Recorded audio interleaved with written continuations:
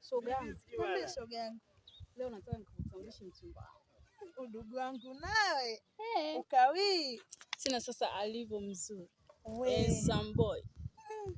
Na inaonekana ndo anayekupendezesha maana siku hizo unanawiri shoga yangu. Natamba naye. Twende ukanitambulishe. Twende.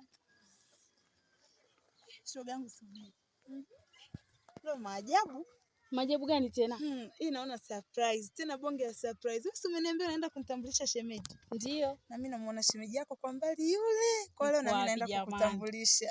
Kwa mambo vigongana. Yaani nakwambia na nilikuwa sijapanga kukutambulisha mapema lakini twende leo surprise. Niambie.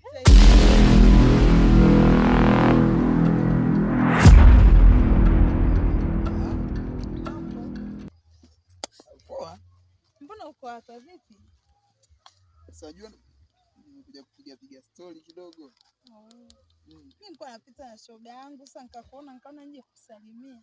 Shoga yangu.